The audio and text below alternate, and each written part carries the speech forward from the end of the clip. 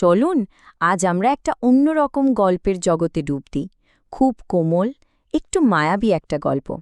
নামটা হলো নীরব ঘরের ছোট্ট বন্ধু। গল্পের শুরুটা হয় ঠিক রাত ৯টার দিকে। ভাবুন তো একবার, রাহাত নামের একটা ছোট্ট ছেলে, সে এসেছে তার দাদুর গ্রামের বাড়িতে। বাড়িটা অনেক পুরনো, কেমন যেন একটা রহস্যময় পরিবেশ, বাতাসেই যেন কত না বলা গল্প ভাসে। আর এই গল্পের ঠিক কেন্দ্রবিন্দুতে আছে কাছেরই একটা খালি বাড়ি। এই বাড়িটা ঘিরেই সব রহস্য।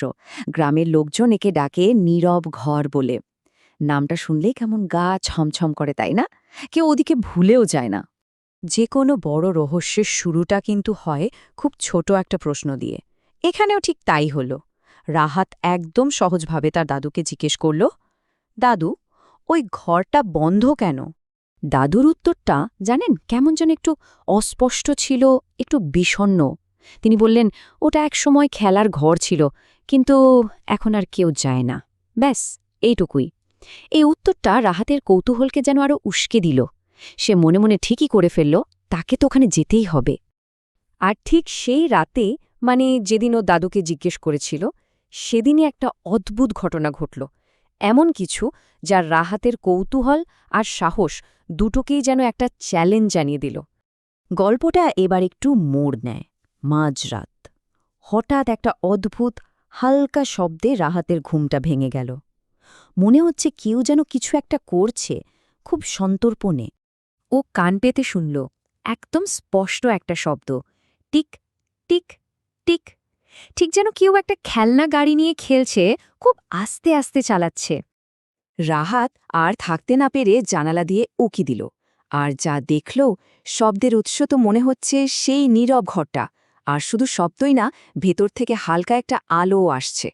পরের দিন দুপুর পর্যন্ত রাহাত অপেক্ষা করল। ওর ভেতরের কৌতূহলটা ততক্ষণে ভয়কে একদম ছাপিয়ে গেছে। ও শুধু সঠিক সময়ের জন্য অপেক্ষা করছিল, আর সেই সময়টা এলো যখন বাড়ির সবাই ঘুমিয়ে পড়ল। ব্যাস, রাহাত বেরিয়ে পড়ল নিজের অভিযানে। একদম নিঃশব্দে রাহাত এগিয়ে গেল সেই ঘরটার দিকে।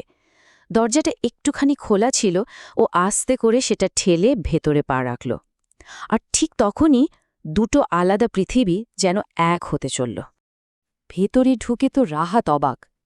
আরে, এটা তো কোনো ভাঙাচোরা পরিত্যক্ত জায়গা নয়, বরং পুরো ঘরটা পুরনো খেলনা, পুতুল, ছোট ছোট গাড়ি দিয়ে কি সুন্দর করে সাজানো, একদম যেন একটা ছবির মতো খেলার ঘর। আর ঠিক তখনই পেছনের নিস্তব্ধতা ভেঙে একটা মিষ্টি নরম গলার স্বর শোনা গেল। খুব সাধারণ একটা প্রশ্ন, তুমি খেলতে এসছো? রাহাতের সাথে দেখা হলো রিয়াদের। একদম রাহাতের মতোই বয়স, কিন্তু ছেলেটার চোখে মুখে কেমন যেন একটা অদ্ভুত শান্ত ভাব। রিয়াদ জানালো যে সে নাকি অনেক দিন আগেই হারিয়ে গেছে। ভাবুন তো, এই কথাটা শোনার পরেও রাহাতের মনে কিন্তু একটুও ভয় হল না।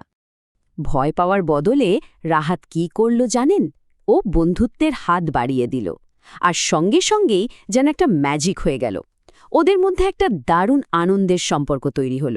রাহাত যখন একসঙ্গে খেলার কথা বলল, রিয়াদের মুখে যেন বহুদিন পর সত্যিকারের একটা হাসি দেখা গেল।